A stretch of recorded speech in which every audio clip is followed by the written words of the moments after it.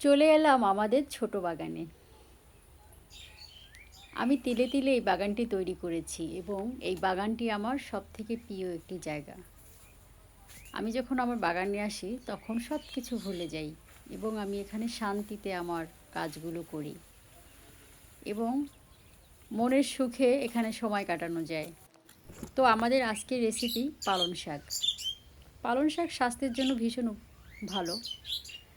পালং শাক দৃষ্টিশক্তি উন্নত করে, রক্তশূন্যতা দূর করে, হাড় মজবুত করে, হৃদরোগের ঝুঁকি কমায়, রক্তচাপ নিয়ন্ত্রণে সাহায্য করে, হজম শক্তি বৃদ্ধি করে, রোগ প্রতিরোধ ক্ষমতা বাড়ায়।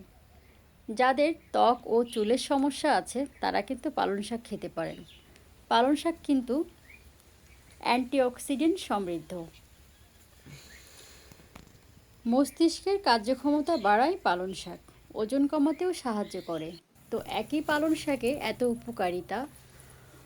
তো শীতকাল যেহেতু এসেছে, এখন পালং শাকের সময়, আমরা কিন্তু এই সময়টাতে বেশি বেশি করে পালং শাক খেতে পারি এবং যেটা স্বাস্থ্যের জন্য ভালো, শরীরের জন্য ভালো, সেটা তো অবশ্যই খাওয়া দরকার, তাই না?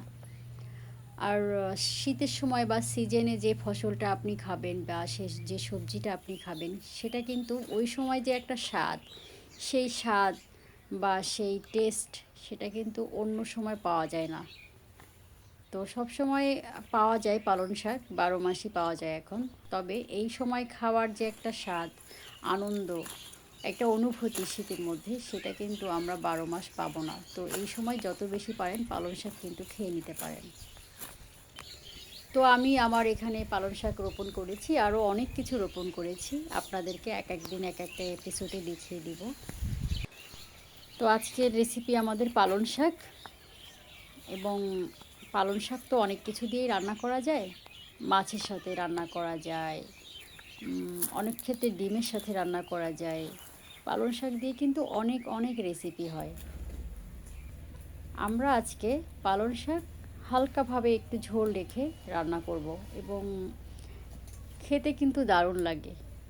পালং শাক বলে কথা। পালং শাকগুলো আমি কেটে কেটে নিয়ে এসেছি এবং পালং শাকগুলো কিন্তু আমি গোড়া থেকে উঠাতে পারতাম, কিন্তু আমি গোড়া থেকে এই জন্য উঠাইনি যে এই পালং শাক থেকেই আবার নতুন করে গাছ জ্বালাবে, চারা গজাবে এবং সেখান থেকে আমি আবার পালং শাক উঠাতে পারবো। এই জন্যই আমি আগা কেটে নিয়ে এসেছি, গোড়াটা রয়ে গেছে। তো এদিকে রানী চলে আসছে। রানী তো খুব দুষ্টু একটি মেয়ে আমার। সে শাকসবজি খেতে ভীষণ ভালোবাসে। তার খাবারই হচ্ছে শাকসবজি, ঘাস, লতা পাতা। এবং যখনই আমি রান্না করতে আসি, সে তো খুব আবদারের সাথে, আহ্লাদের সাথে খুনসুটি করে আমার সাথে। আমারও খুব ভালো লাগে ওর এই খুনসুটি। এখানে আমি রান্না করার জন্য কড়াইতে প্রথমেই দুটো শুকনো মরিচ ভেঙে দিয়ে দিয়েছি। এখন দিয়ে নিচ্ছি পরিমাণ মতন তেল। তেলটা আপনাদের পরিমাণ মতো দিয়ে নেবেন। তেল কম দিলে ভালো হয়, বেশি তেল খাওয়া অবশ্যই স্বাস্থ্যের জন্য ভালো না। তো আমি আমার পরিমাণ মতন তেল দিয়ে নিয়েছি। এখানে আমি দিয়ে নিব পেঁয়াজ কুচি, কাঁচামরিচ কুচি আর হচ্ছে রসুন কুচি দিয়ে একটু ভালো করে নেড়ে নিব। তবে আমি এই পেঁয়াজ মরিচ কুচিগুলো বেশি ভাজা ভাজা করব না, আমি একটু কাঁচা অবস্থাতেই এর ভেতরে পালং শাক দিয়ে দিব। এখন পালং শাকগুলো দিয়ে নিচ্ছি।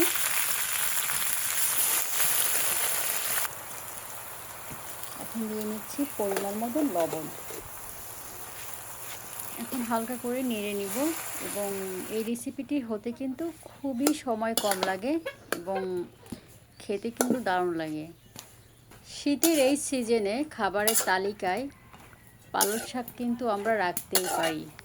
অন্যান্য সবজির পাশাপাশি, মাছের পাশাপাশি পালং শাকের যদি একটি ভাজি থাকে বা একটি তরকারি থাকে বা মাছের এক কোনায় কিছু পালং শাক দিয়ে দিলেন ঝোলের সাথে, অসাধারণ লাগে খেতে। পালং শাক খেয়ে দেখবেন, সবসময় দেখবেন আপনার চুল ভালো থাকবে, আপনার ত্বক ভালো থাকবে এবং রক্তশূন্যতা থাকলে রক্তশূন্যতাও কিন্তু পালং শাক দূর করে।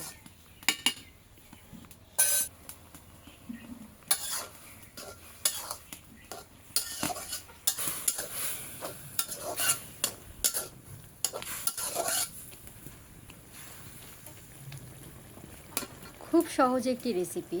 অনেকে আছেন যে রান্না করতে ভয় পান, ভাবেন আমি রান্না করব কেমন হবে, বা অনেক কিছু চিন্তা ভাবনা করেন। তবে আপনি যদি চেষ্টা করেন সব কিছু পারবেন, বা সব কিছুই সম্ভব, এবং কিছু কিছু রেসিপি কিন্তু ভালোবেসেও করা যায়।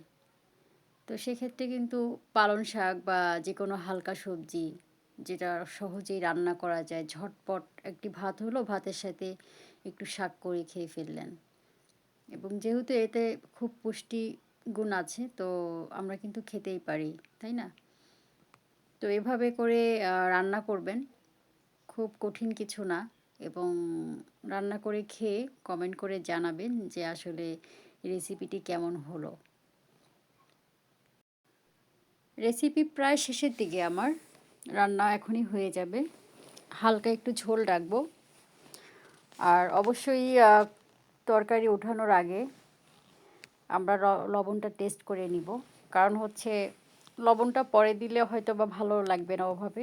তো একবারে দিয়ে নিলে ঝামেলা কমে যায়। তো হয়ে গেল আমার রেসিপি পালং শাক রান্না। তো এভাবে করে রান্না করে খাবেন, কমেন্ট করে জানাবেন, এবং এতক্ষণ সাথে থাকবার জন্য অসংখ্য ধন্যবাদ। সবাই খুব ভালো থাকবেন। বিদায় নিচ্ছি। আল্লাহ হাফেজ।